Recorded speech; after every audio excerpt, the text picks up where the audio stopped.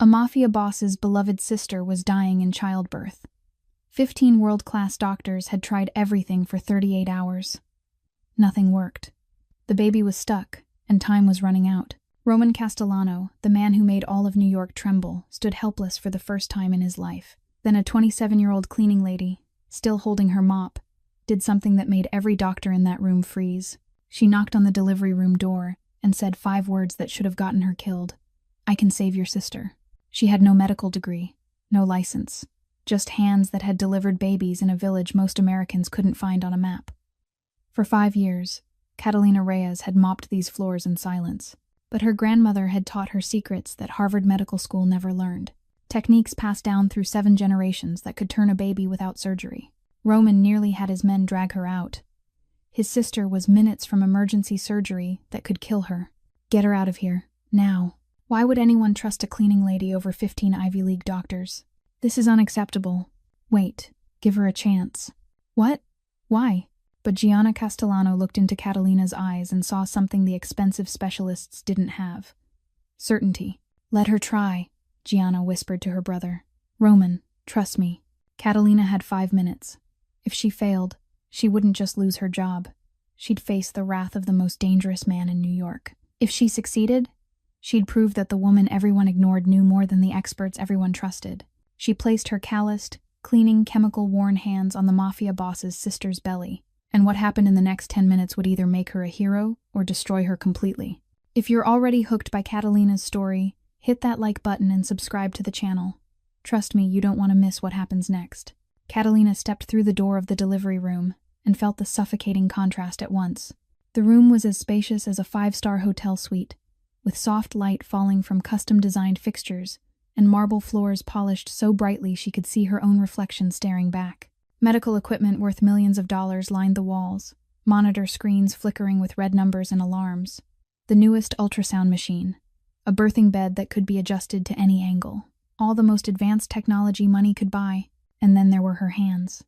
Calloused, cracked, worn down by cleaning chemicals after 5 years of scrubbing floors. 15 doctors stood around the bed like a fortress made of white coats, their eyes fixed on Catalina, and she could read everything inside those looks. Contempt, doubt, outrage. A few folded their arms across their chests, lips pressed tight. Another shook his head slowly, as if he were watching a farce unfold. Dr.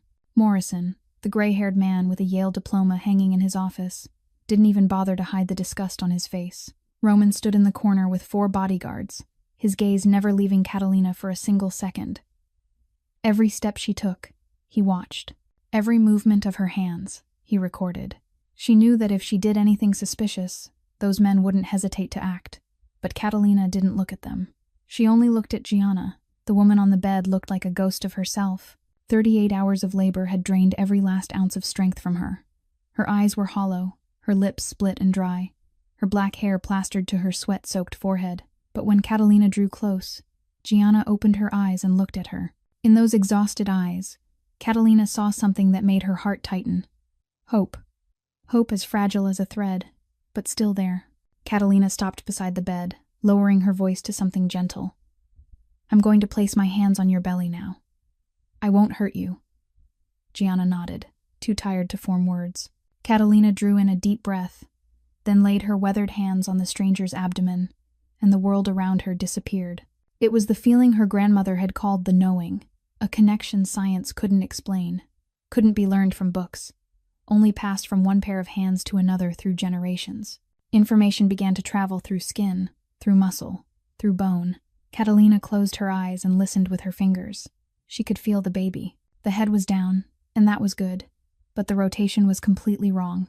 The baby's face was turned upward instead of downward, the back pressed against the mother's spine, a shoulder trapped at the pelvis at an angle that couldn't possibly pass through. The doctors had been right to say the baby was stuck, but they were wrong to think surgery was the only way. And then Catalina felt something else, something no machine could measure. The baby wasn't panicking. The heart rate was dropping not because the baby was dying. The baby was resting, waiting for someone to understand, waiting for someone to help find a way out. Children know more than you think, her grandmother had once told her. They know when someone truly understands them. A memory crashed into her without warning. 5 years ago, another night, another room. Her belly had been round like this too. Her son had once lain inside her like this too. Matteo. She had planned to name him Matteo. Familiar pain rose like a wave. But Catalina forced it down. Not now. Not here. This baby still had a chance, and she wasn't going to let it slip away. Catalina opened her eyes. Her voice carried through the silent room, clear and steady. I know what the problem is, and I know how to fix it. Roman took one step forward, his gaze burning into her. Then do it. Right now. Catalina began to move her hands. Slowly, with intention. Each finger glided across Gianna's belly, as if she were reading a book, written in a language only she could understand. She searched for the baby's shoulder first, feeling the small curve hidden beneath the taut skin. Then she began to press. Not forcing, not shoving, only suggesting, guiding, as if she were whispering to the baby with her hands instead of with words. Vamos, pequeño, she murmured in Spanish, the language of home, of her grandmother, of 7 generations of women who had delivered babies before her.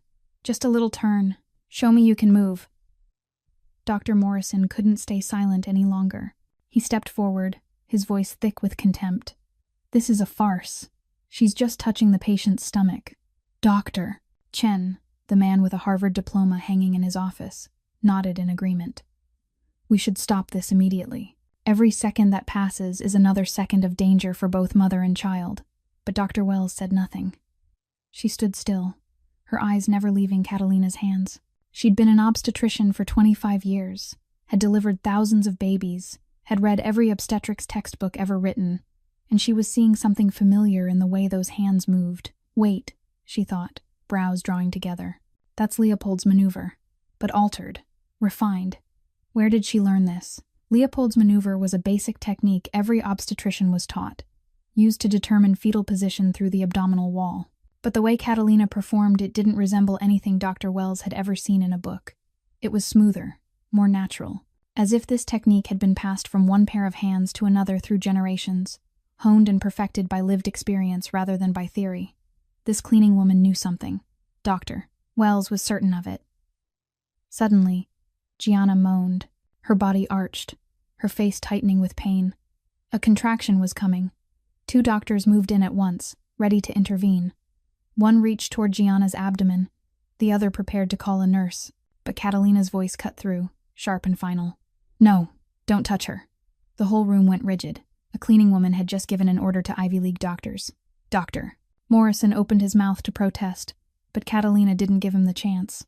Let the contraction do its work, she said, her tone strangely steady in the charged air of the room. Her body knows what to do. We only need to guide, not force.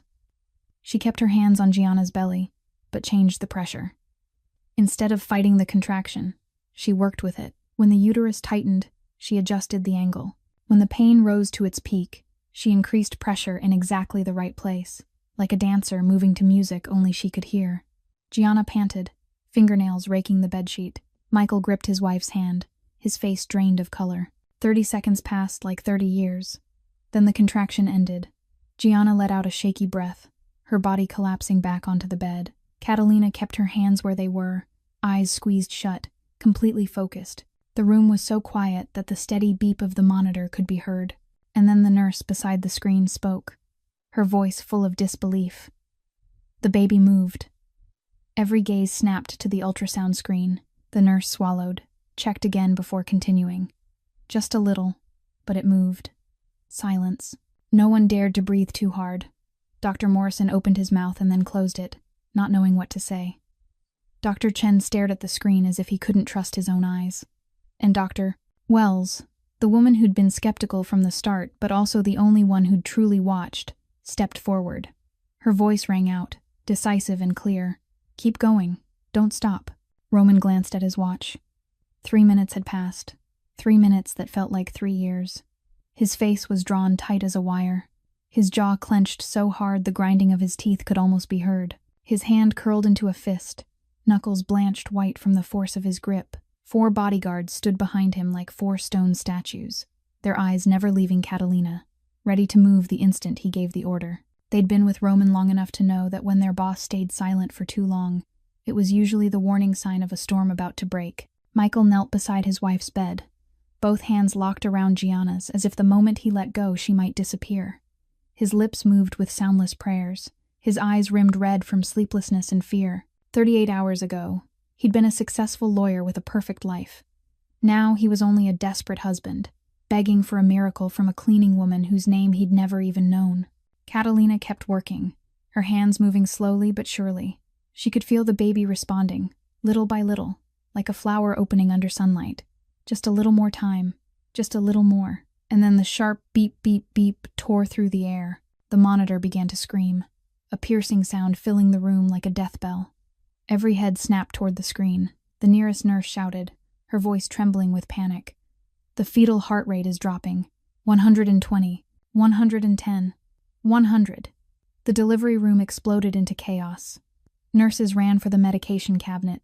Doctors barked overlapping orders. Machines shrieked. Someone was calling the operating room. Doctor. Morrison charged forward, his face flushed red with anger and fear. This is enough. We need surgery right now. He swung toward Roman, his voice nearly pleading. Mr. Castellano, your sister will die if we don't act immediately. Roman didn't need to hear more. He'd waited too long, wagered too much on an unknown cleaning woman, and now his sister was dying. His voice rang out cold as ice, each word as sharp as a blade. It's over. Get her out of my sight. 2 bodyguards moved at once toward Catalina, their large hands ready to seize her and drag her away. But Catalina didn't look up. She didn't react to the alarms, didn't react to the chaos around her, didn't react to the 2 men closing in. Her hands stayed exactly where they were on Gianna's belly, steady as stone. Then she spoke, her voice so calm it sounded almost cold inside the storm raging all around them. No, the baby's resting, not dying. There's a difference. The entire room froze. The bodyguard stopped a few steps from her, looking to Roman for orders. The doctors fell silent, unable to believe what they'd heard. A cleaning woman had just defied a Mafia boss. She'd just signed her own death warrant. Catalina lifted her head, and for the first time since she walked into this room, she looked Roman Castellano straight in the eyes. No fear, no trembling, only absolute certainty. Give me 30 seconds. Roman stepped forward, danger pouring off him like a predator about to strike. 30 seconds? My sister could die in 30 seconds. Your sister will die on the operating table. Catalina didn't blink. I've seen this before. The baby's too low. Surgery will kill them both. But if you let me finish, she continued, her voice steady as steel, they'll both live. I'm betting my life on that. Silence. The monitor still screamed. 95, 90, 85. The red numbers flashed like a countdown to disaster. Roman stood in the middle of the room, and for the first time in his 36 years, he didn't know what to do. He was Roman Castellano. He'd built an empire from nothing. He'd made the most powerful enemies kneel. He'd never been helpless. Not once. Until tonight. A weak whisper cut through his thoughts. Roman. Gianna. His sister was looking at him with eyes exhausted to the bone, yet still filled with trust. Please. One word. Just one word. But it was enough to bring down every wall Roman had ever built.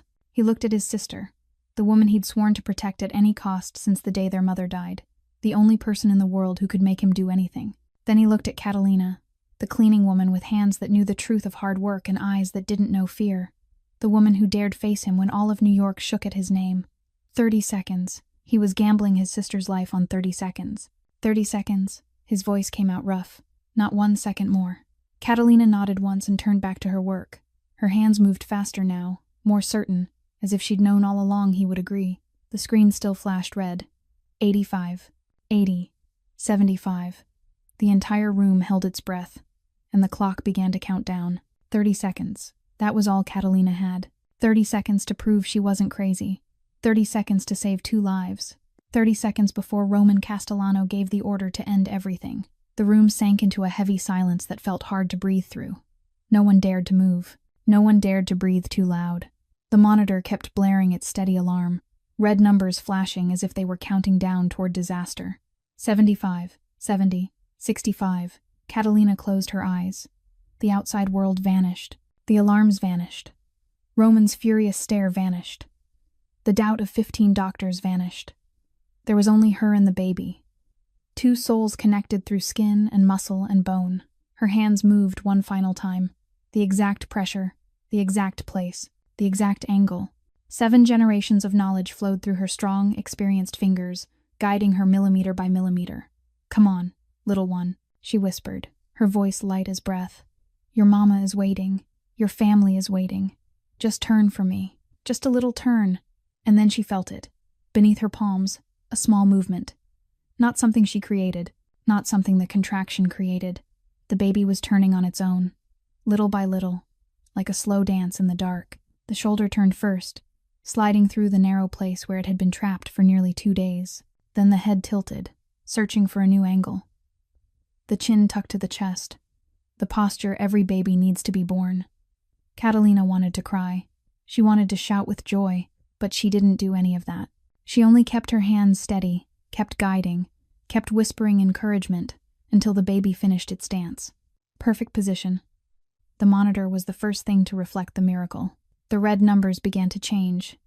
90, 100, 115, 130, 145. The alarm cut off.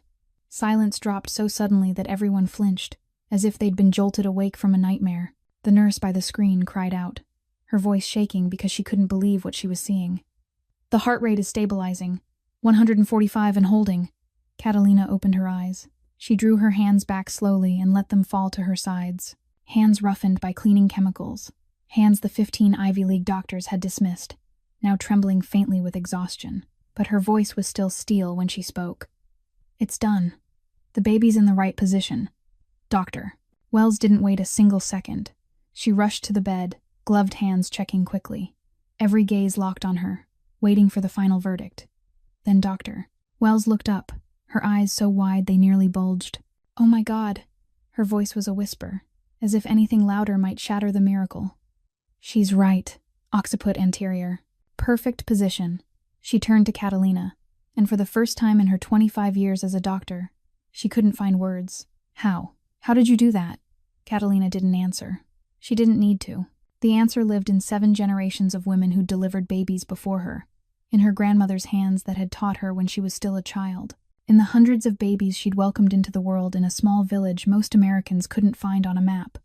15 Ivy League doctors stood frozen like stone statues. They'd spent their lives studying at the most prestigious universities in the world.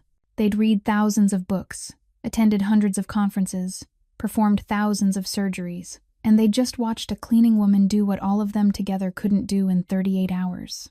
Dr. Morrison, the one who'd fought it hardest, the one who'd called Catalina a farce, stood there with his mouth hanging open. That can't be. Doctor." Wells turned on him, her voice cold as ice. "Clearly it can." Roman stood in the corner, and for the first time in his 36 years, he didn't know how to react. He'd built an empire with ruthlessness and power. He'd made the most formidable enemies kneel through fear. He'd thought he'd seen everything, known everything, controlled everything. But he'd never seen anyone like Catalina Reyes. He looked at her, that small cleaning woman with eyes older than her years, and felt something unfamiliar rise in his chest. Respect, pure and absolute. She'd faced him when all of New York trembled. She'd gambled her life to save his sister, and she'd won. Suddenly, Gianna groaned. Her body arched, stronger than any time before. Another contraction crashed in, and this time, everything was different. Doctor. Wells moved into position at once, her eyes bright with hope. "She's ready. The baby's coming. Everyone, positions now." The contraction hit like a tsunami, stronger than all the ones before, more intense than all the ones before. Gianna arched, and something strange happened. After 38 hours of exhaustion, after hours of agonizing struggle, suddenly everything changed. She knew exactly what to do. A primal instinct woke up, the instinct etched into the DNA of every woman since the beginning of time. Her body didn't resist the pain anymore. It welcomed the pain. It used the pain. Dr. Wells shouted, her voice carrying across the room. "Push, Gianna. Push right now," Gianna screamed. Not the scream of pain or despair from the last 38 hours. This was a scream of power, a scream of determination, a scream of a mother ready to do anything to bring her child into the world. She pushed with everything she had left in her exhausted body. And for the first time in this long nightmare, the baby moved the right way. Michael knelt beside the bed, gripping his wife's hand, tears streaming down his cheeks. "You're doing it, baby. You're doing it." His voice broke, shattered with emotion. Another contraction, another scream, another push. Gianna squeezed her husband's hand so hard her nails bit into his skin. But Michael didn't even flinch. He only looked at her with something like worship, as if she were the strongest creature he'd ever seen. "Doctor." Wells leaned in, her eyes blazing. "I can see the head. Just one more push." Gianna took a deep breath. This was the moment that decided everything. After this grueling ordeal, after 15 doctors had been powerless, after a cleaning woman had walked in and done the impossible, it had all led to this. She screamed one last time. The sound tore through the air, echoing across the luxurious room. She pushed with every shred of strength she had left, with all the love of a mother, with all the will of a woman who'd fought for 38 hours just to hold her child. And then the cry rang out. A small sound, but fierce enough to rip apart 38 hours of tension and fear and despair. The cry of life, the cry of a miracle, the cry of a new soul entering this world. "It's a boy! A healthy baby boy!" Dr. Wells shouted, her voice trembling with emotion. The tiny baby, red and slick and wailing, was placed on Gianna's chest. She wrapped him in her arms, tears pouring like a river, lips pressing kisses to the small wet head. She whispered words of love, words she'd waited 38 hours to say. "My love, my son, I love you. I love you so much." Michael dropped to his knees beside his wife and child, shoulders shaking as he cried. He touched his son's tiny hand, and when those little fingers curled around his finger, he broke completely. Not long ago, he'd thought he'd lose them both. Now they were here, safe, together. The room erupted. The doctors, who doubted and looked down on her, were smiling now and clapping. Nurses wiped tears with their sleeves. Laughter and sobs and applause blended into a symphony of joy and relief. But no one noticed Roman Castellano. The Mafia boss stood in the corner, motionless as stone. He stared at his nephew, the small life crying on his sister's chest. And the impossible happened. Tears fell down Roman's cheeks. One drop, then two, then too many to count. Roman Castellano, the man who made all of New York afraid, the man who built an empire on blood and fear, the man who hadn't cried since the day his mother died 28 years ago, was crying. He didn't try to hide it. He didn't care who saw. He just stood there, tears streaming down his hard face, looking at his nephew. In that moment, he wasn't a mafia boss anymore. He was only a brother who'd almost lost his sister, an uncle meeting his nephew, a man being reminded that there were things in this world power and money couldn't buy. Catalina stood in the opposite corner, where no one paid attention. She'd slipped back there at some point, making room for the family, making room for the sacred moment she didn't belong to. She quietly wiped her tears with the back of her rough palm. She watched the family come back together, the mother holding her baby, the father crying with happiness, the uncle standing there with tears pouring down his face. This was what she'd lost. 5 years ago, she dreamed of a moment like this too. She'd imagined holding her son, hearing Mateo's first cry, seeing Diego cry with happiness beside her. But fate had stolen everything. Strangely, she didn't hurt. Not right now. She only felt peace, because for the first time in 5 years, she felt like she mattered. She'd saved 2 lives. She'd done what 5 years ago she couldn't do for herself, and that was enough. Roman lifted his head, and his gaze met Catalina's across the crowded room. Between the laughter and the crying and the applause, the two of them looked at each other in silence. Catalina gave a small nod, as if to say, "Don't thank me, don't say anything." But Roman didn't nod back. He only looked at her with an expression she couldn't understand.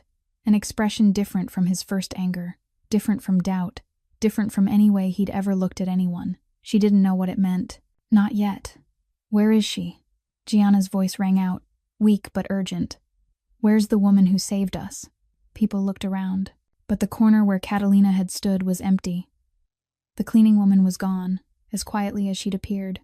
Out in the hallway, Catalina pushed her cleaning cart toward the elevator. Her hands were still trembling slightly. Her heart was still racing, but her face was calm, as if nothing had happened. She was only a cleaning woman, invisible, forgotten, and she'd go on like that. Or at least, that's what she thought. 2 hours later, Catalina was mopping the floor on the 3rd-floor corridor. Far from the VIP delivery room, far from the laughter, far from the baby's cries, far from everything that had just happened. She tried to return to normal, like every night, like the last 5 years. Dip the mop into the bucket, wring it out, wipe from left to right, step back once, repeat. A rhythm so familiar she could do it in her sleep. But tonight, her hands were still trembling. Only slightly, almost imperceptibly. But she knew. Her body knew. It hadn't forgotten the feeling of her palms on Gianna's belly, the feeling of the baby turning beneath her hands, the feeling of life moving at her guidance. She'd forgotten that feeling. For 5 years she hadn't delivered a baby. For 5 years she'd hidden who she really was, burying 7 generations of knowledge beneath a janitor's uniform. Tonight, it all came back, and she didn't know what she was supposed to feel about that. Footsteps echoed in the empty corridor. Slow, deliberate. Catalina didn't need to look up to know who was coming. Only one man walked with that kind of confidence, arrogant in its ease, as if the whole world belonged to him and everyone else was only borrowing space. She kept mopping, didn't pause, didn't look up. The delivery room is on the 7th floor. You're headed the wrong way. Roman Castellano stopped a few steps from her. He stood there alone. No bodyguards, no entourage. Only him and the darkness of the late-night corridor. I'm exactly where I need to be. Catalina still didn't look up. She dipped the mop, wrung it out, kept working as if the most powerful mafia boss in New York was nothing more than an invisible ghost. Who are you? Who are you? Roman asked, and his voice no longer carried the threat it had held in the delivery room. Who are you really? You can read my employee file. Catalina Reyes, janitor, night shift. That's not what I'm asking. Catalina stopped mopping. For the first time since he appeared, she looked up at him. The corridor light fell across her face, sharpening the fatigue, the early lines, the eyes older than her years, the eyes of someone who'd seen too much. I used to be a midwife. In El Salvador, a long time ago. Roman didn't speak. He only watched her, waiting. Why are you mopping floors in New York? Catalina bent down and wrung the mop again, even though it didn't need it. Because New York doesn't shoot people for saying no. Silence. That answer hung in the air like a heavy curtain. Roman looked at her differently. No longer the unknown cleaning woman he had nearly thrown out of the delivery room. No longer the woman he'd dismissed. Now he saw someone with a story. Someone with scars. Someone who'd fled something so terrifying that scrubbing floors in a foreign city still felt safer than staying home. Why did you take the risk? He asked, softer now. You knew who I am. You knew what could happen if you failed. Yes. So why? Catalina set the mop down. She straightened, facing the mafia boss, and for the first time he realized how small she was. Small, but not fragile. Because I couldn't save my own child. But I could save your nephew. The words hit Roman like a fist to the chest. He stood there, motionless, as if someone had pulled the air from his lungs. He'd built an empire with violence. He'd heard countless pleas, countless threats, countless lies, but he'd never heard anyone say anything like that. He looked at her, the small woman with eyes older than her years, with calloused hands, with a rumpled janitor uniform, and he saw something he rarely saw in anyone. Real pain. The kind of pain you can't fake, can't perform, can't buy with money. Your child? His voice went rough. That's not a story for tonight. Catalina took hold of the cleaning cart and started pushing it toward the elevator. Go back to your family, Mr. Castellano. They need you. She walked away without looking back. Her footsteps sounded steady on the patterned stone floor she'd just cleaned. Roman stayed where he was, watching her small back recede. He could have called her back. He could have ordered her to stop. He was Roman Castellano. No one refused him. No one turned their back and walked away without his permission. But he did nothing. He only stood there and called after her, his voice carrying down the empty hall. I don't forget a debt. Ever. Catalina stopped at the elevator doors, but she didn't turn around. I don't want anything from you. The elevator opened. She stepped inside. The doors closed. And she was gone. Roman stood alone in the 3rd floor corridor, staring at the elevator doors after they shut. Around him was silence, broken only by the soft hum of the air conditioning and the faint buzz of fluorescent lights. He looked down at the spot where she'd been standing. The floor was still wet from the mop. For the first time in his life, someone had refused him, and he hadn't felt anger. For the first time, someone had turned their back and walked away, and he hadn't wanted to punish them. For the first time, someone had made him this curious. Who was she? What had she lost? Why was she here, mopping floors in the middle of the night, carrying secrets that heavy? Roman pulled out his phone and dialed his right hand. The man on the other end answered immediately, even though it was nearly 3 a.m. Find out everything about Catalina Reyes. Roman's voice allowed no argument. Everything. 1 week later, Catalina's world collapsed. She was changing into her uniform in the staff locker room when the HR manager walked in, face as cold as a coin, a stack of paperwork in hand. Miss Reyes, you're suspended from work effective immediately. Catalina stood there with her buttons only half fastened, not understanding what she'd just heard. What's the reason? Practicing medicine without a license. The manager read from the page, voice flat, almost robotic. According to Dr. Morrison's report, on the night of March 12th, you performed medical procedures on a patient without credentials or a professional license. This is a serious violation of New York state law. Catalina wanted to laugh. She wanted to scream that she'd saved 2 lives while 15 credentialed doctors had been helpless. But she didn't do anything. She just stood there, feeling the ground under her feet giving way. You need to leave the hospital immediately. Security will escort you out. And that was it. A week ago, she'd been a silent hero. Now she was a criminal. Instead of praise, she was treated like an offender. Instead of gratitude, she was handed a suspension order. Dr. Morrison, the Yale man she'd humiliated in front of everyone, had reported her.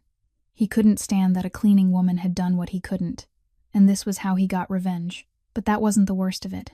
When Catalina got back to her small apartment in Queens, she found a letter in her mailbox, from immigration. Her heart seemed to stop when she read the cold lines on the page. Her visa was under review. If she was convicted of practicing medicine without a license, she'd be deported. 5 years. 5 years of living in the shadows, working hard, not causing trouble for anyone. 5 years of trying to become invisible so she'd be safe. And one night, one decision, one act of saving someone, had destroyed it all. Her studio was so small she could stand in the middle of the room and touch both opposite walls. The walls were yellowed with damp and mold. The window looked out at the brick wall of the building next door. A twin bed, a small table, a mini fridge, a single-burner gas stove. That was everything she had after 5 years in America. Catalina sat on the bed, knees pulled to her chest, staring at the only photograph on the table. Her grandmother Esperanza. The photo was old, the corners curled, the colors faded, but her smile was still bright as ever. It was the only thing Catalina had brought with her from El Salvador, the only thing left of home. 2 months ago, the last time she'd called, her grandmother's voice had been weaker, her breathing heavier, her coughing spells longer. She was fading. She needed someone to care for her, but Catalina couldn't go back. "Don't worry about me, Mija," her grandmother had said, voice trembling through the long-distance line. "You've sacrificed enough. You've lost enough." Catalina had cried in silence, making sure her grandmother couldn't hear. "Remember," she continued, "they'll never understand us. But that doesn't mean we're wrong. Our knowledge is real. Our gift is real. Don't ever forget that." Catalina hadn't dared to visit. If she left the United States, she might never be allowed to return. Her visa was as fragile as a thread, and one small mistake could snap it. And now she might be sent back anyway. Not because she wanted to, not to see her grandmother, but deported like a criminal. A knock at the door made Catalina flinch. Her heart kicked into a wild rhythm. The police? Immigration? Had they come to take her already? So fast? She drew a deep breath, trying to steady herself. Either way, she had nowhere to run, no one to call, nothing to lose but this damp little room. She walked to the door, wrapped her hand around the knob, bracing for the worst. Then she opened it. Roman Castellano stood there, alone. No bodyguards, no entourage, just him in a black suit, standing in the grim hallway of a cheap apartment building like a god who'd wandered into hell. His eyes were hard to read, his face blank. "We need to talk." Catalina stood in the doorway and didn't invite him in. She didn't know how she was supposed to react. A week ago, she'd saved his sister. Now he was here, at the door of her miserable apartment, and she didn't know what he wanted. "How did you find me?" "I find everyone I want to find." The answer was simple, as if tracking down the hidden address of an anonymous cleaning woman was the most ordinary thing in the world. And maybe for him it was. Roman looked straight into her eyes, lowering his voice. "The question is, do you want my help, or do you want to be deported tomorrow?" Catalina stood in the doorway for a few more seconds, hesitating. Every survival instinct in her screamed not to let a Mafia boss into her home. But what choice did she have left? She'd lost her job. She was about to be deported. She had nothing left to lose. She stepped back and opened the door wider. Roman walked into her tiny apartment without a word. He looked around, his gaze sliding over the yellowed walls, the window that faced a brick wall, the single bed with sheets faded from too many washes, the one-burner gas stove, the mini fridge humming softly in the corner. Catalina waited for judgment, for contempt, for that look the wealthy usually reserved for people like her.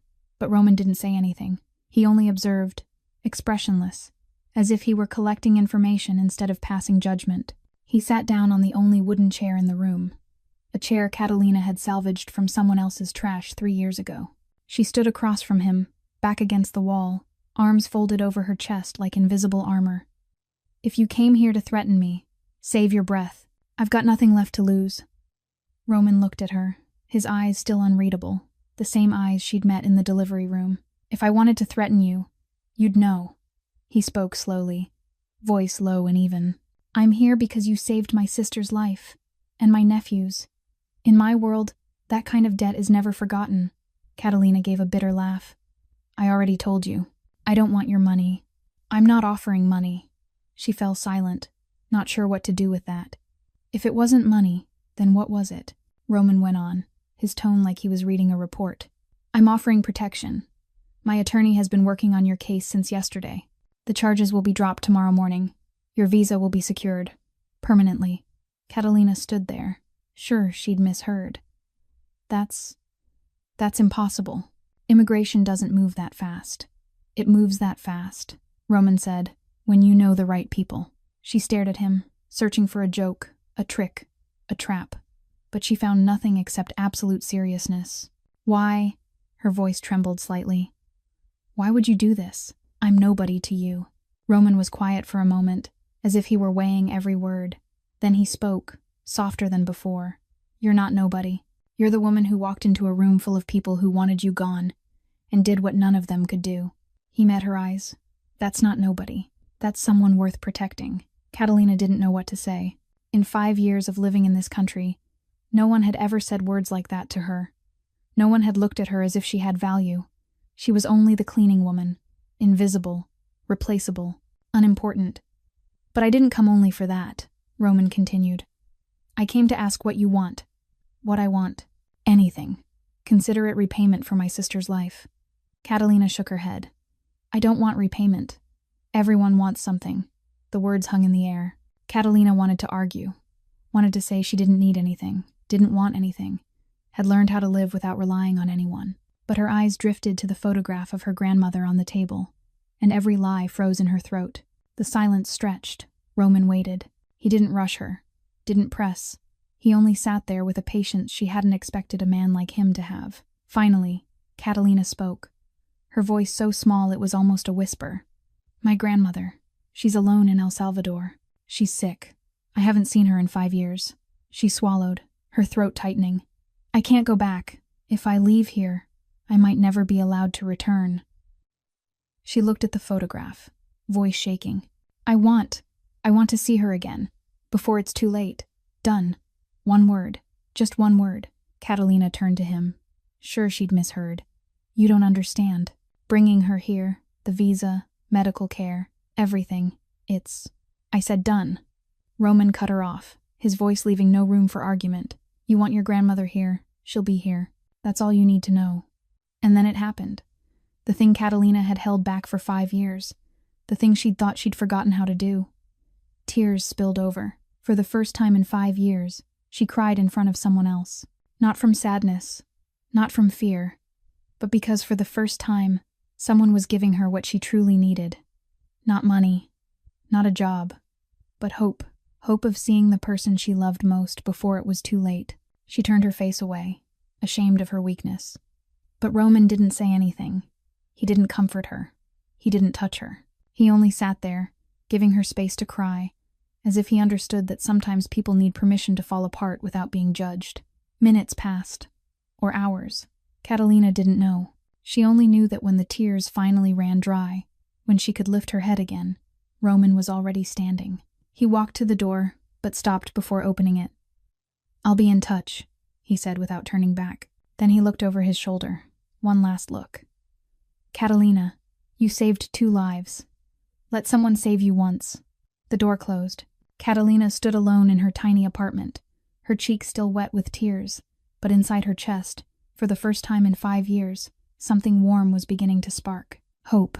2 weeks later, Catalina stood in front of the tallest building in Manhattan, tilting her head back to stare up at the glass floors that speared the sky until her neck began to ache.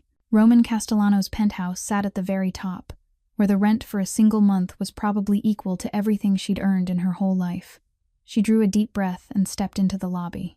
The receptionist looked her up and down, eyes lingering on her worn clothes and the heels of her shoes rubbed thin. But the moment she said her name, the man's attitude shifted completely. She was escorted to a private elevator, the kind that went to only 1 floor. The doors opened, and Catalina walked into a different world. The penthouse stretched out like an ocean of space, ceilings so high she could have built a 2-story apartment inside it. White marble floors gleamed under the lights, reflecting every shine. Floor-to-ceiling glass revealed the entire Manhattan skyline. The city spread below like a carpet of light. Artwork hung on the walls, the kind Catalina had only ever seen in museums. The furniture was minimalist, but she knew each piece cost more than her whole apartment. She stood there, tense, afraid to touch anything, feeling like a stain in a room built for perfection. Roman appeared from an inner room. No suit, only a black shirt with the sleeves rolled up. Less frightening at first glance, but still carrying an unmistakable power. He led her to his desk, where a thick stack of documents had been prepared. A visa for her grandmother, comprehensive health insurance, first-class plane tickets, paperwork for a new apartment rental near the hospital. Everything had been handled down to the smallest detail. Catalina signed page after page, her hand trembling faintly, unable to believe any of it was real. When the last page was signed, Roman stood, walked to the liquor cabinet, and poured 2 glasses. He turned back and offered one to her. Stay a little. Catalina meant to refuse. She didn't belong here. She should go back to her tiny apartment, should disappear before he realized she didn't deserve what he was doing for her. But Roman continued, his voice different now, softer, as if the armor he'd worn for years was slowly slipping off. There's something I want to tell you, something I've never told anyone outside my family. Catalina sat down, the glass in her hand, her heart beating fast for reasons she couldn't name. Roman stood by the glass wall, facing the city, his back to her. Silence stretched long enough that she thought he'd changed his mind. Then he began. My mother died giving birth to Gianna, 28 years ago. His tone was steady, like he was reading a news report, but Catalina heard the crack buried deep beneath it. I was 8. I stood outside the delivery room and listened to my mother screaming for hours. Nobody let me in. Nobody told me what was happening. He paused, drew a breath. Then the screaming stopped. The doctor came out, his face white as paper. He told my father. We did everything we could. Roman turned, and Catalina saw something she'd never thought she'd see on the face of a Mafia boss. Pain, raw and primitive, as if the wound still bled even after nearly 3 decades. I saw my mother through the glass. She was lying there, blood everywhere, not moving. I didn't understand. I kept thinking she was sleeping. I kept waiting for her to wake up. He took a swallow of whiskey, as if he needed something to push the memory down. That day, I swore I'd never be helpless again. I built an empire. I became the man everyone fears. Because fear is power. He looked at her, his gaze cutting straight through. But when Gianna was on that bed, I was that 8-year-old boy again, standing outside, unable to do anything. All the power, all the money, all the fear I've spread, it meant nothing. His voice shifted, something softer entering it. Then you walked in. A cleaning woman with a mop, and you saved them. He set his glass down and studied her as if she were a puzzle he couldn't solve. You have something I've spent my whole life trying to buy, and I can't. What is it? What do you have that I don't? Catalina was quiet for a moment, staring at the drink in her hand that she hadn't taken a single sip from. I don't have anything special.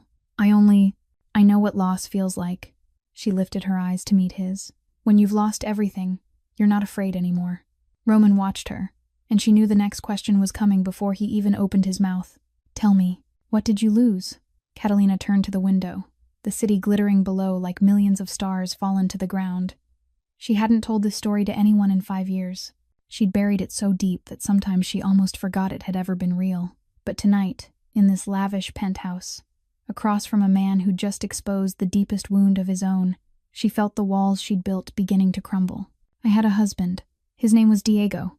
He was the best man I've ever known. Her voice was light as breath, but every word landed like stone. A gang wanted him to join. He said no. They shot him in front of me. She heard Roman inhale sharply, but she didn't look at him. She couldn't. I was 7 months pregnant, she continued, her voice starting to shake. The shock. I lost the baby that night. A boy. I was going to name him Mateo. She turned back to Roman, and for the first time she didn't try to hide the pain in her eyes. I lost my husband and my son in the same night. A heavy silence settled over the room. Roman looked at her, and she saw something change in his gaze. He wasn't looking at her like a cleaning woman anymore. Not like a savior, either. He was looking at her like someone like himself. Someone life had knocked down, and yet she stood up. That's why you saved them. His voice went rough. Because you couldn't save your own child. Catalina nodded, tears rising but held back. If I can stop one mother from feeling what I felt, even just one, then it's all worth it. They sat in silence, two strangers with matching wounds, watching the glittering city below, and they didn't need to say anything else. For the first time in a long time, neither of them felt alone. 3 weeks later, Catalina's life began to shift in small but significant ways. The charges had been dropped exactly as Roman had promised. Her visa had been extended permanently. The paperwork for her grandmother was being processed, and according to Roman, she would be in the United States within a month. For the first time in 5 years, Catalina allowed herself to hope. That afternoon, she was buying groceries at a small market near her new apartment, the one Roman had rented for her without asking. She was choosing fruit, holding a red apple in her hand, her mind turning over what her grandmother might like when she arrived. She didn't notice the man approaching until he was beside her, far too close to be accidental. He said her name, Catalina Reyes, and the thick El Salvador accent froze her blood solid. Then he added, La partera del pueblo, the village midwife. Catalina turned, and the world seemed to collapse under her feet. Marco Salazar. She recognized him instantly even after 5 years. The sharp, angled face with a long scar running from his temple down to his cheekbone. The eyes cold as a snake's. The smile that never reached his gaze. He was one of the men who'd stood watching when Diego was shot. He was one of the men who'd laughed when her husband went down in a pool of blood. Catalina's heart kicked into chaos, her hand shaking so hard the apple slipped from her fingers, hit the floor, and rolled away in a deadly quiet. Marco gave a contemptuous little laugh, his voice low but clear enough that every word landed. He asked if she thought she could disappear, and said they had eyes everywhere. Catalina couldn't speak. She couldn't move. She stood there, rigid as a statue, while the nightmare she'd believed she'd left behind in El Salvador suddenly stood inches from her. Marco went on, saying her husband had owed them. He'd paid with his life, but the debt wasn't erased. He picked up an apple and turned it in his palm as if he were playing, then looked at her with eyes sharp as knives and said she knew things about them. Things she'd seen, things she'd heard, and they couldn't allow loose ends to exist. Catalina found her voice again, though it trembled in a way that felt pathetic even to her. She said she didn't know anything. She hadn't told anyone anything. Marco nodded with a sympathy that was clearly fake, and said he knew she hadn't spoken, but she could speak, and that was the problem. He stepped closer, close enough that she could smell cheap cigarettes on him, and told her she had a week to come back to them, willingly, or they would bring her back. Then he paused, his smile spreading wider, and added her grandmother too.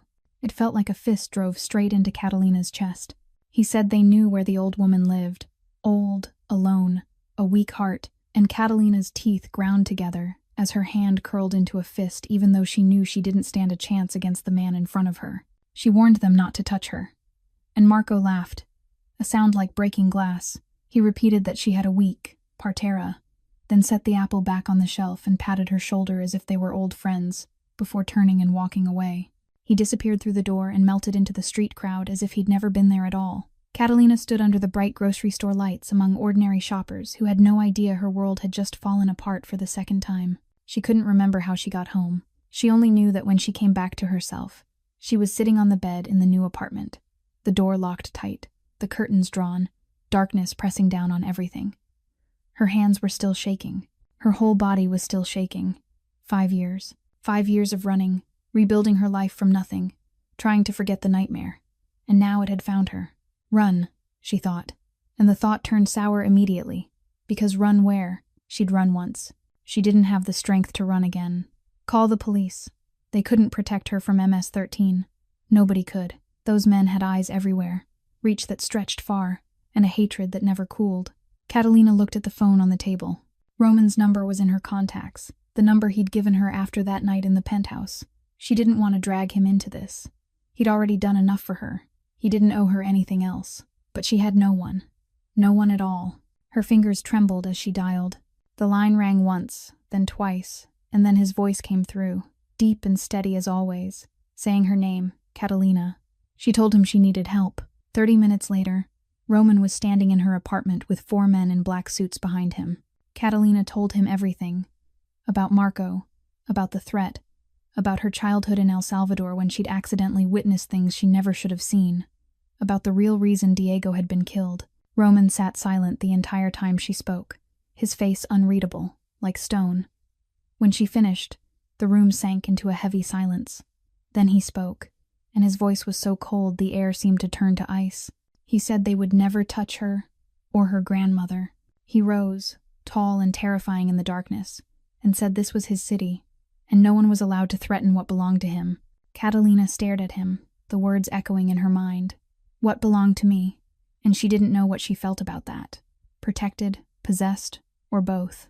Roman told her she would stay at his house until this was resolved, his tone leaving no room for argument. Catalina started to protest, saying she couldn't, and Roman cut her off, telling her it wasn't a request. She looked at him, ready to push back, and then she saw something in his eyes she hadn't seen before. Worry. Real worry. Not for a debt. Not for an obligation. For her. And she heard herself answer, quietly, "All right." 5 weeks passed like a dream. The threat from MS-13 was handled. Roman didn't say how, and Catalina didn't ask. She only knew that one morning, he looked at her and said, "It's done. You're safe." And she believed him. Marco Salazar didn't appear again. There were no more suspicious shadows trailing her, no more strange calls or threatening messages. The nightmare was gone, and Catalina didn't want to know how it had disappeared. Some questions were better left unasked. Her life began to change in ways she'd never imagined. Dr. Wells, the only woman in that delivery room who'd chosen to watch instead of judge, reached out to her. She offered Catalina a job at the hospital as a birth consultant, a title created specifically for her, blending traditional midwifery knowledge with modern medicine. And today was the first day. Catalina stood in front of the mirror in the staff changing room, staring at her reflection as if she couldn't quite believe it was real. A white coat, a name badge that read, Catalina Reyes, birth consultant. Not a pale blue janitor uniform, not a cleaning cart, not the invisibility she'd worn for 5 years like a second skin. It felt strange. When she stepped into the hallway, a few nurses smiled and greeted her. A young doctor nodded with respect as he passed. They knew the story. The rumor had spread through the hospital about the cleaning woman who'd saved the Castellanos when 15 doctors couldn't. Catalina wasn't invisible anymore, and she didn't know if she liked that, but not everyone welcomed her. Catalina was standing at the nurse's station, reviewing patient files, Doctor. Wells had handed her, when a familiar voice sounded behind her. So, now we're taking medical advice from a janitor, Dr. Morrison, the man with the Yale degree who'd reported her, who'd tried to ruin her life because she'd embarrassed him. He stood there with his arms crossed, looking at her with undisguised contempt. A few doctors and nurses nearby stopped, tense. "What's next?" he went on, loud enough for everyone to hear. "Valet parking performing surgery?" Catalina didn't answer. She was used to insults. 5 years of scrubbing floors had given her a lifetime's worth. She lowered her gaze and kept reading the file as if he didn't exist. "But Dr. Morrison wasn't finished. Who do you think you are? Do you think one lucky moment makes you a doctor? You're just a...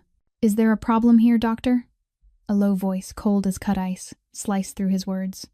Roman Castellano stood at the end of the hall, just stepping out of Gianna's room. He'd come to visit his sister and his nephew, and he'd walked into the scene at the exact moment the humiliation was unfolding. "Doctor." Morrison turned, and his face went pale when he realized who was looking at him. The most powerful mafia boss in New York was standing there, his gaze so cold it felt like it could freeze the air. No problem, Mr. Castellano. Good." Roman walked closer, each step measured on the stone floor. Because Miss Reyes saved my sister's life, and anyone who disrespects her is disrespecting me. He stopped directly in front of Dr. Morrison, taller by nearly a head. I trust you understand that. Dr. Morrison swallowed, nodded quickly, and slipped away like a mouse that had spotted a cat. The people around them scattered fast, no one wanting to stand too close to danger. Roman watched him go, then turned back to Catalina, his expression softening. But she didn't feel grateful. She felt angry. Catalina waited until they reached a quieter stretch of hallway, then faced him. You didn't need to do that. He was insulting you. I can handle it. I've handled much worse. You shouldn't have to handle it, Roman replied, as if it were the most obvious truth in the world. That's not your decision, Catalina said, her voice colder than she'd meant it to be. I don't need you fighting for me. I've survived this long without a protector. And look where that got you, Roman shot back, his gaze sharpening. Alone. Afraid. Nearly deported. The words landed like a slap. Catalina lifted her chin, her eyes burning. I'd rather be alone than be owned. Roman looked like someone had hit him in the chest. He stared at her, and she caught something flicker in his eyes. Hurt. Is that what you think? You think I'm trying to own you? I don't know what you're trying to do, Catalina said, her voice trembling slightly. And that's the problem. A tight silence wrapped the hallway. Roman held her gaze for a long moment, and when he spoke, his voice was softer, almost a whisper. I'm trying to protect you, because I care. Is that really so hard to believe? Yes, Catalina said without hesitation. It's very hard to believe, because nobody cares without wanting something back. Roman looked at her, and she saw real pain in his eyes. Then maybe you've been around the wrong people. He turned and walked away without looking back. Catalina stood alone in the hallway, watching his broad back until it disappeared around the corner. She knew she'd gone too far. She knew she'd hurt him, but she didn't know how to trust anyone anymore. 5 years of loneliness had taught her that every kindness came with a price, and she was afraid of finding out what price Roman wanted her to pay. 2 weeks passed in a heavy silence. Roman didn't reach out. Catalina didn't call. They moved like strangers again, as if what had happened between them had only been a dream. Catalina kept working at the hospital, kept learning how to live inside this new life, but there was a strange hollow place in her chest that she didn't want to admit was there. She missed him. She missed the late-night conversations in the penthouse. She missed the way he listened to her as if every word she spoke mattered, and she hated herself for it. Gianna came to find her one afternoon, just as Catalina finished her shift. She pushed a stroller with baby Matteo sleeping inside, a smile on her lips but seriousness in her eyes. My brother's an idiot, Gianna said plainly, without any softening. But his intentions are good. Catalina didn't know what to say. She only stood there, looking at the woman whose life she'd saved 7 weeks earlier. He asked me to give you this. Gianna handed her a slip of paper. An address in Brooklyn, and a time. This afternoon. Catalina went there without knowing what she was expecting. In front of her was an old 3-story building, the red brick faded with time, scaffolding wrapped around it, workers moving in and out, the sound of drills and hammers filling the air. The building was being renovated. Roman stood at the entrance, alone. No suit, only a dark blue shirt with the sleeves rolled up. He looked different, less frightening, more real. When he saw her, he didn't smile, but his eyes brightened. You came. Gianna said you wanted to show me something. Roman nodded and pushed open the heavy wooden door. Come with me. Inside, the building was larger than Catalina expected. Afternoon light poured through large windows and spilled across wooden floors being polished back to life. The walls had been painted white, new plumbing and electrical lines installed, the air carrying the faint scent of fresh paint and new-cut wood.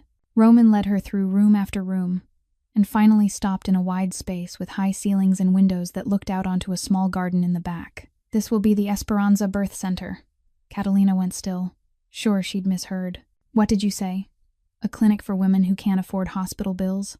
Roman explained, his voice even but softer than usual. A place where traditional midwifery knowledge and modern medicine can exist together. A place where women like you can do what you were born to do. Catalina stared at him, then around the room, then back at him. You're serious? I don't joke about things that matter, he said, his eyes never leaving her. I named it after your grandmother, Esperanza. I hope you don't mind. And it happened. Tears rose before Catalina could stop them. She lifted a hand to cover her mouth, her shoulders shaking, unable to control the wave of feeling that swallowed her whole. Roman stood there, a flash of alarm crossing his face. "I'm sorry. I shouldn't have decided on my own. If you don't want it, no." Catalina shook her head, tears still falling, but she was smiling. "These are happy tears." They walked through the building again, and Roman explained the plan detail by detail. A delivery room with modern equipment, but a warmth that still felt like home. A training room where Catalina could pass 7 generations of knowledge on to young midwives. A free clinic for immigrant women without insurance. Catalina started to offer suggestions, animated in a way she hadn't felt in years. This room could be for postpartum care. And here, if we add one more window, the natural light would be better for the mothers. Roman listened, nodding, taking in every word as if it were the most important thing in the world. Finally, they went up to the rooftop. Brooklyn spread out below. Old rooftops stitched between new towers, the sunset turning the sky to gold. Catalina stood by the railing, evening wind lifting her hair. "I'm sorry," she said, not looking at him, "for what I said. About being owned." "You weren't wrong," Roman said, standing beside her, also looking out at the city. "In my world, protection usually comes with conditions."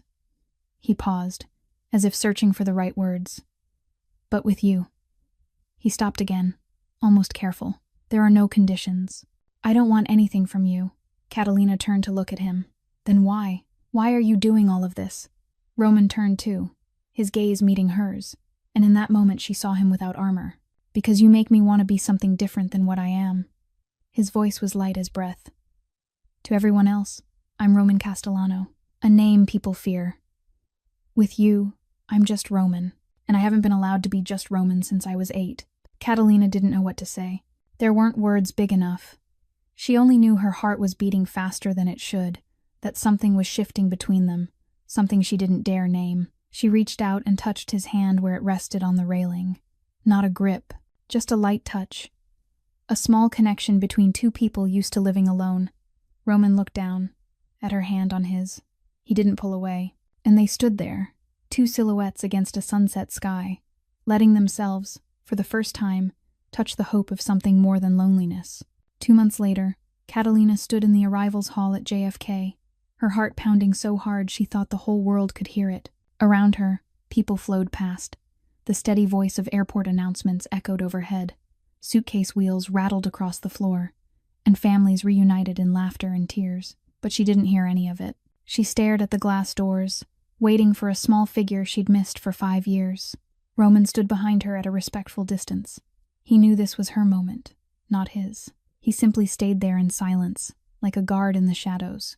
The doors opened and the stream of travelers poured in. Catalina rose onto her toes, trying to see over heads, her heart threatening to leap out of her chest. And then she saw her. Grandmother Esperanza, smaller than Catalina remembered. Older, hair white as clouds, back more bent, steps slower. 5 years of distance had taken many things from her.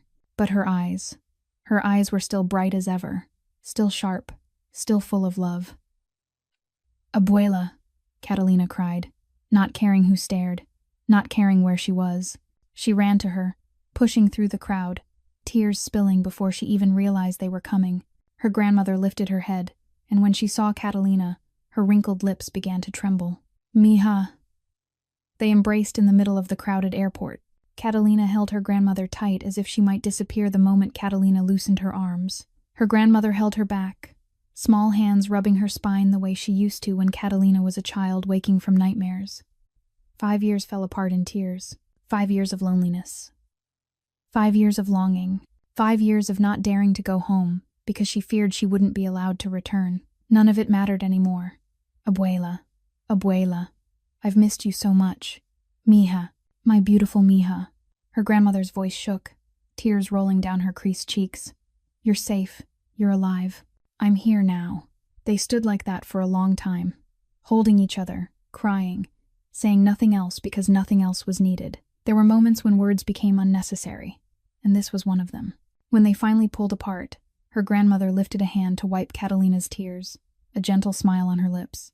But then her gaze slid past Catalina's shoulder, and the smile vanished, replaced by sharp curiosity. "Who is that man watching you?" Catalina turned and saw Roman still standing where he'd been, observing them. That's Roman Castellano. He's the one who brought you here. Her grandmother studied Roman for a long moment, reading him the way she might read a book. Her eyes missed nothing. From the expensive suit to the polished leather shoes. From the way he held his posture to the way he looked at her granddaughter. Bring him here. I want to meet him. Catalina hesitated, but she knew no one could refuse her grandmother. She turned back and gave Roman a small nod. He walked over, and for the first time since she'd known him, Catalina saw him look uneasy. Roman Castellano, the man who made all of New York afraid, was tense in front of a 72-year-old woman who barely reached 5 feet. Her grandmother took his hand, pulled him closer, and looked straight into his eyes. She spoke in Spanish, slow and clear. You have kind eyes, but dangerous hands. I don't speak, Roman started. Her grandmother switched to English, her accent thick but every word sharp. I said, you have kind eyes, but dangerous hands. She squeezed his hand lightly. I know men like you. My village has them too. Some protect, some destroy. Which kind are you? Roman looked at her, and Catalina saw he didn't dodge the gaze the way he usually did with other people. With your granddaughter, I protect. Why? A simple question, but heavy as a mountain. Roman was quiet for a moment, as if weighing each word. Because she saved someone I love, and because... He glanced at Catalina, then back to her grandmother. Because she makes me want to be better than I am.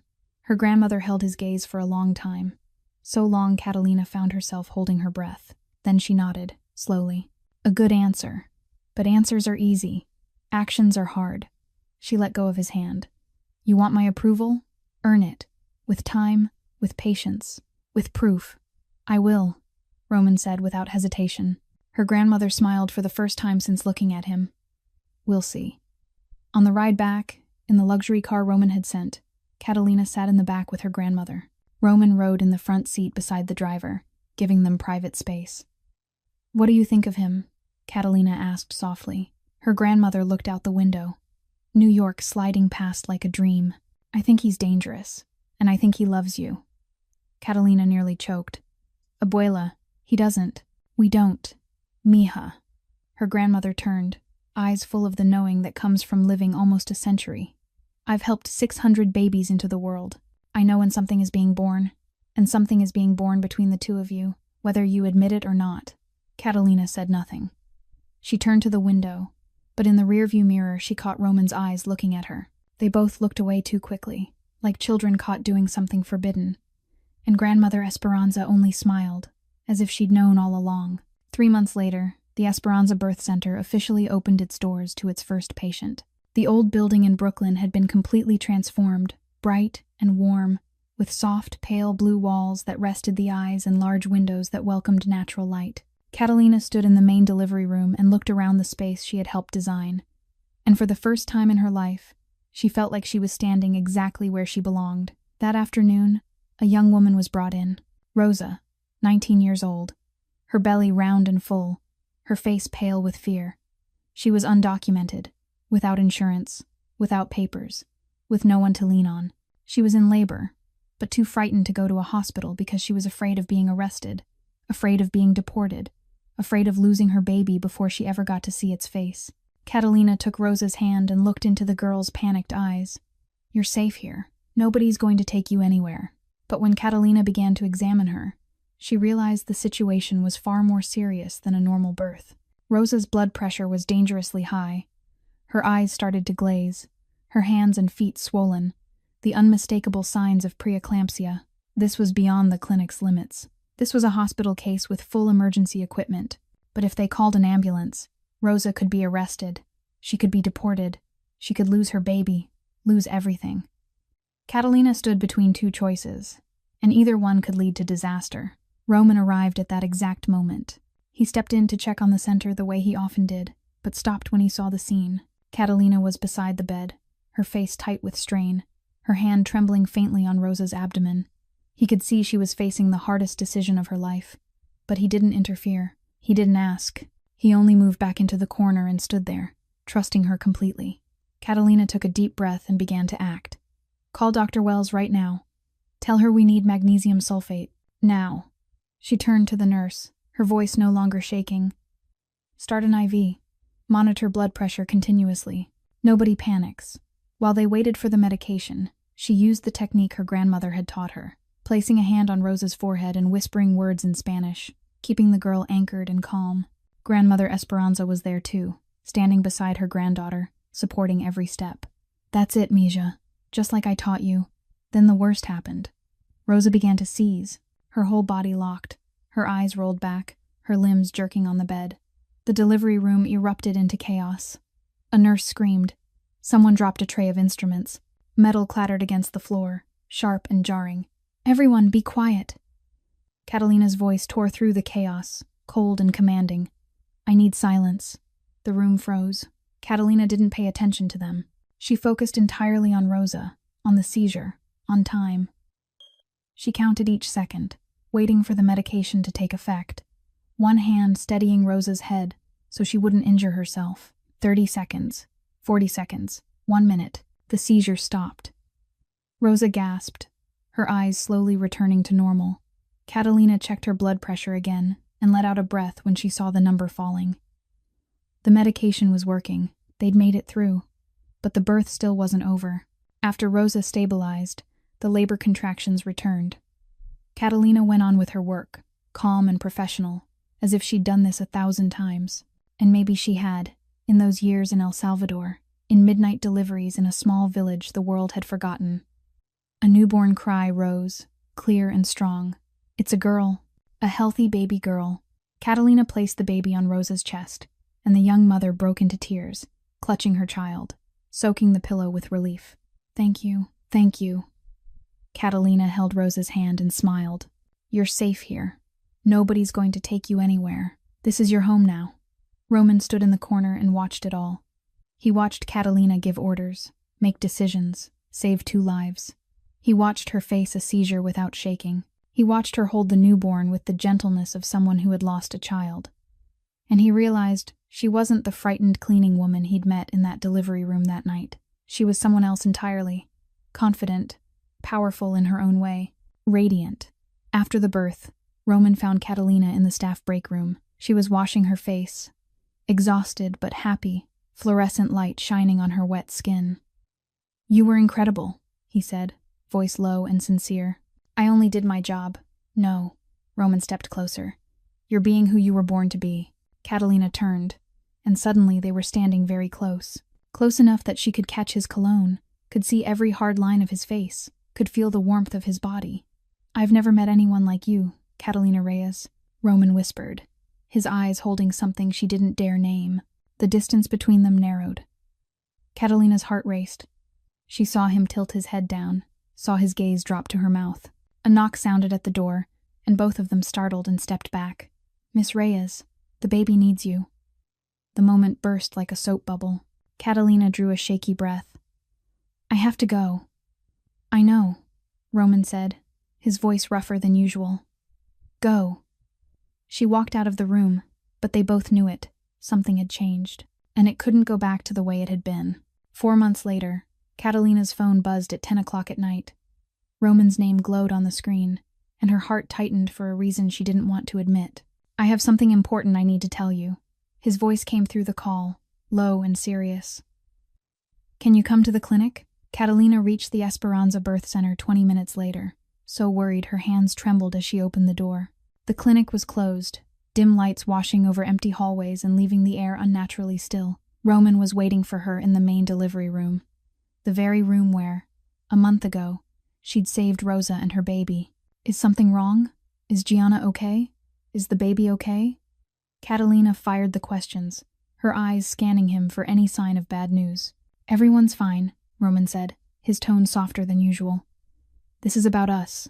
Us." A simple word, yet it hung in the air like a promise, like a question, like a leap into a void with no guarantee of a bottom. Roman turned his back to her and looked out the window, streetlights outside tracing pale lines across the hard angles of his face.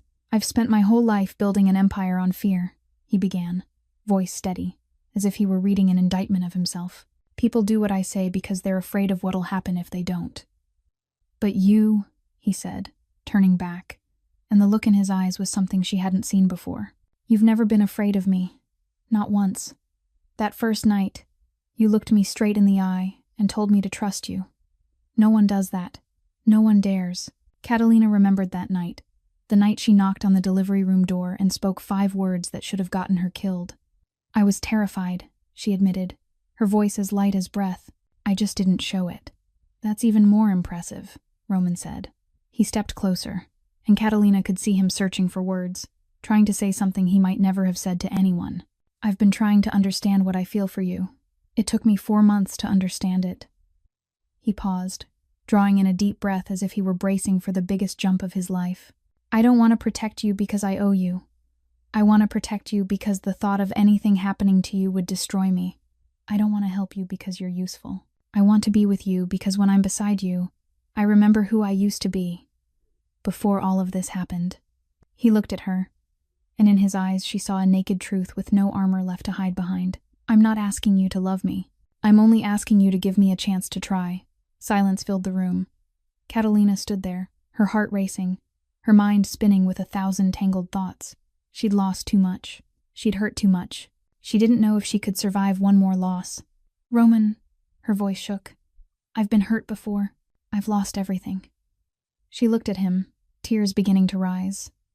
I'm not sure I can live through losing again. I would never. Roman started, but Catalina cut him off. I know you don't mean to, but your world, it's dangerous. I'll keep you away from it. I'll keep you safe. Can you keep yourself safe? She asked, almost a whisper. Can you promise me you'll come home every night? Roman fell silent. She was asking for what he couldn't guarantee. In his world, nothing was certain. No one was untouchable. Not even him. I can't promise that, he said, his voice catching. Catalina nodded, tears sliding down her cheeks. I know. The silence stretched, heavy and painful. Then Catalina wiped her tears and lifted her head, looking at him with an expression he'd never seen on her before. But I can promise you something, she said, steadier now. I can promise I'll be here. No matter what happens, I won't run. She stepped closer. Because you're right. When I'm with you, I remember who I used to be too, before I made myself invisible, before I forgot I deserved to be seen. She stopped in front of him, close enough to feel his breath. You see me, Roman. You really see me. And that's worth the risk. Roman raised his hand and rested it gently on her cheek. His hand was warm, trembling slightly. Nothing like the cold hand of the Mafia boss she'd once known. I'll do everything I can to deserve you, he whispered. I know, Catalina said. And then they kissed, softly, slowly, like two people who'd been waiting a long time for this moment, afraid of it, aching for it, and finally brave enough to reach for it. They stood in the empty room of the clinic, the place where Catalina had saved so many lives, the place where she'd found herself again, the place where she was now allowing herself to be saved. When they parted, Roman looked at her, his eyes full of love. So what now? Catalina smiled, the first truly happy smile she'd worn in so many years. Now, we build something, together. 6 months later, the Esperanza Birth Center officially celebrated its grand opening. The old building in Brooklyn now glowed under the spring sun, blue and white ribbons everywhere, fresh flowers set in every corner. A large crowd gathered at the main entrance, doctors, nurses, reporters, and community members who'd heard about this place. It was a beautiful day to begin a new chapter. Gianna stood in the front row with Michael, holding baby Matteo, the 1-year-old tugging at his mother's blouse. The name Matteo had been Catalina's suggestion, chosen in honor of Matteo, the son she'd lost. Gianna had cried when she heard the reason, and she'd insisted on saying yes. Grandmother Esperanza sat in the seat of honor, her silver hair neatly brushed, her eyes shining with pride as she watched her granddaughter at the podium. She'd lived 72 years, had helped 600 babies into the world, but no moment had ever made her happier than this one. Doctor Wells spoke first on behalf of the hospital, praising the union of modern medicine and traditional knowledge. Rosa, the young woman Catalina had saved 3 months earlier, stood in the crowd with her little daughter in her arms, tears sliding down her cheeks as she watched the woman who'd given her and her child a second chance. Then it was Catalina's turn. She stepped up to the microphone, looked down at the crowd, and for the first time in her life, she didn't feel invisible. 6 months ago, I was a cleaning woman mopping floors in silence, she began, her voice trembling slightly but steady. I thought my gift died with my son. I thought my fate was to be invisible forever. But one person saw me, when nobody else did. She turned and looked at Roman, the man standing at the back of the crowd, his gaze never leaving her for even a second. He gave me back my purpose. He gave me back my grandmother. He gave me back myself. This center is named after my grandmother, Esperanza. In Spanish, it means hope. She drew a breath, tears rising. That's what we bring here. Hope. For mothers who have run out of hope. For babies who need a chance. No one will be turned away. No one will be forgotten. No one will be invisible. In Catalina's mind, a memory flashed. That night, her mop in hand, standing outside the delivery room door, her heart pounding with fear but unable to turn away. Her grandmother's voice echoed inside her. When you know how to help, staying silent is harm. She hadn't stayed silent. She'd knocked. She'd spoken 5 words that should have cost her life. And her life had changed forever. Catalina and her grandmother held the scissors together and cut the red ribbon. Applause thundered, mixing with cheers and the tears of people who'd witnessed her journey from the beginning. Roman stood behind the crowd, not clapping, only watching her with a pride she could feel even from dozens of steps away. After the ceremony, her grandmother pulled Catalina aside and took her granddaughter's hand. I told you, Mija, the knowing lives in your fingers. She smiled, her old eyes still bright as stars. But now you have more than that. You have someone who believes in you. She glanced toward Roman, who was speaking with Dr.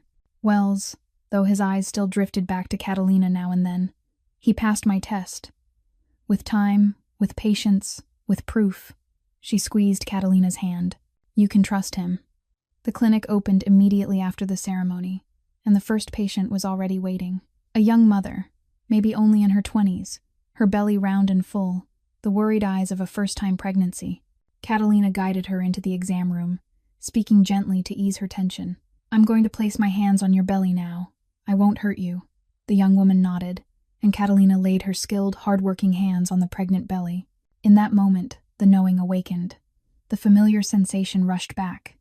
Information traveling through skin, through muscle, through bone. She felt the baby, head down, perfect position, a strong, steady heartbeat. The circle closed. Your baby is perfect, Catalina said with a smile. Head is down, ready to meet you. The young woman burst into tears of relief, and Catalina held her hand the way her grandmother had held hers for so many years. Roman stood in the doorway, watching Catalina work. He was no longer a mafia boss watching prey. He was simply a man watching the woman he loved shine. Catalina lifted her gaze, meeting his eyes across the room. She smiled, a truly happy smile, the kind she'd thought she'd forgotten the night she lost her husband and child 5 years ago. He smiled back, gave a small nod, then quietly turned away so she could keep working. Some people are born to be seen. Some people are born to see what others miss. Catalina Reyes had lived 5 years in the dark before she understood. Invisibility had never been her destiny. It had only been a temporary hiding place, until she was brave enough to step into the light. And when she did, she found something unexpected waiting. Not only purpose, not only salvation, but love. The kind of love that sees her, truly sees her, and stays even knowing everything. The end. Catalina and Roman's story has closed, but its message still echoes. This is a story about courage, about daring to step out of the shadows, even when you're afraid, about daring to use your gift even when the world doesn't recognize it, about daring to love even after you've been hurt. The biggest lesson from this story is, don't ever let fear make you invisible. You have value. You have your own gift, and there's always someone out there willing to see you, if you dare to give them the chance. If you felt moved by this story, please subscribe to the channel and turn on notifications so you don't miss the most compelling videos every day. Don't forget to hit the like button and share this video with your friends and loved ones, the ones who might need to hear this story today. How did this story make you feel? Have you ever felt invisible in your life? Has anyone ever seen you when nobody else did? Share your feelings in the comments below. We'd truly love to hear the thoughts from the deepest part of your heart. Thank you for staying with us through this long story. Wishing you and your family good health, a joyful life, and days that are peaceful and full of hope, just like the name Esperanza in the story. Goodbye, and see you again in the next video.